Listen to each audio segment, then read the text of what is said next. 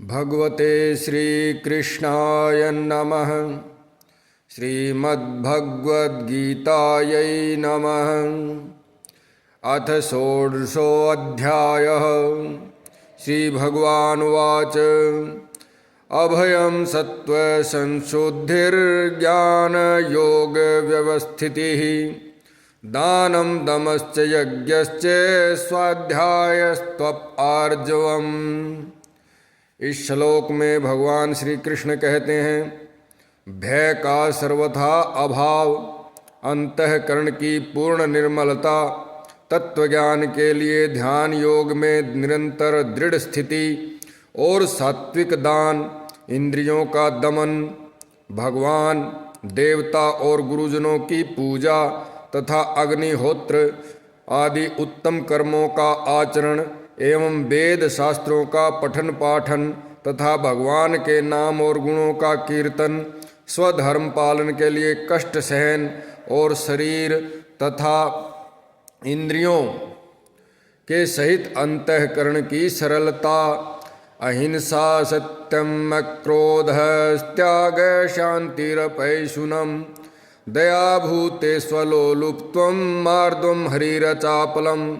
मन, वाणी और शरीर से किसी प्रकार भी किसी को कष्ट न देना, यथार्थ और प्रिय भाषण, अपना अपकार करने वाले पर भी क्रोध का न होना, कर्मों में कर्तापन के अभिमान का त्याग, अंतःकरण की उपरति अर्थात चित्त की चंचलता का अभाव, किसी की भी निंदा आदि न करना, सब भूत प्राणियों में हेतु रहित दया, इंद्रियों का विषयों के साथ संयोग होने पर भी उनमें आसक्ति का न होना, कोमलता, लोक और शास्त्र से विरुद्ध आचरण में लज्जा और व्यर्थ चेष्टाओं का अभाव, धृति, तेज, क्षमा, धृति, शौचम, द्रोहो, नातिमानिता, भवन्ति संपदम देवीम अभिजातस्य पांडव।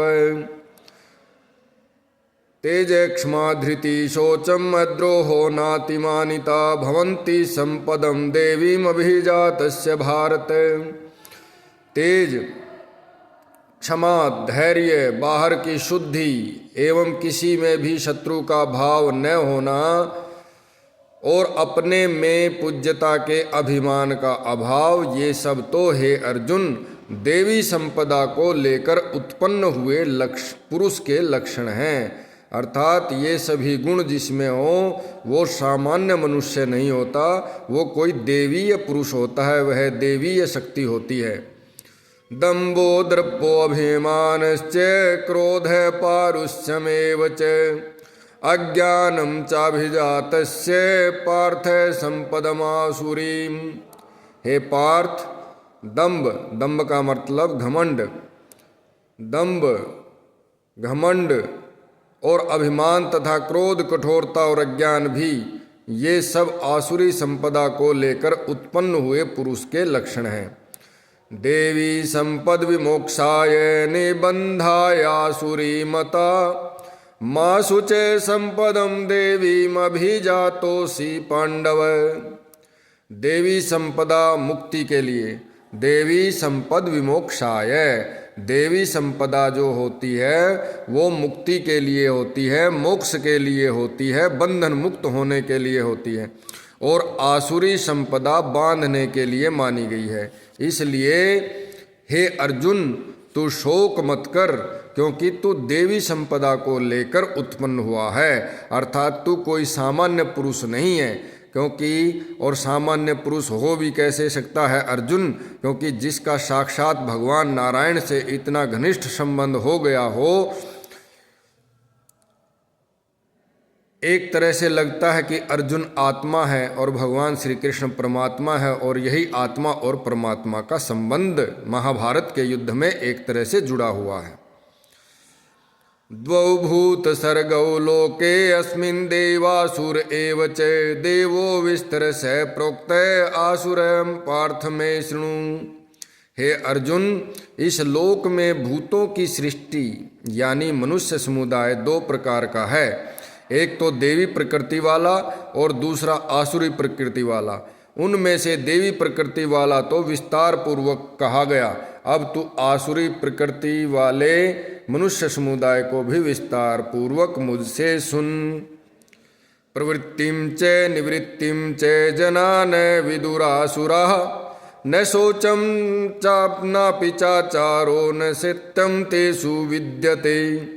आसुर स्वभाव वाले मनुष्य प्रवृत्ति और निवृत्ति इन दोनों को नहीं जानते, इसलिए उनमें न तो बाहर भीतर की शुद्धि है, न श्रेष्ठ आचरण है और न सत्य भाषण ही है।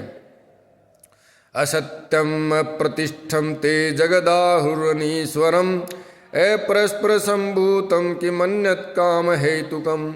वे आसुरी प्रकृति वाले मनुष्य कहा करते हैं कि जगत आश्रय रहित सर्वथा असत्य और बिना ईश्वर के अपने आप केवल स्त्री पुरुष के संयोग से उत्पन्न है, अतएव केवल काम ही इसका कारण है, इसके सिवा और क्या है। बोलिए भगवान श्री कृष्ण की जय, भगवद गीता की जय, सनातन धर्म की जय।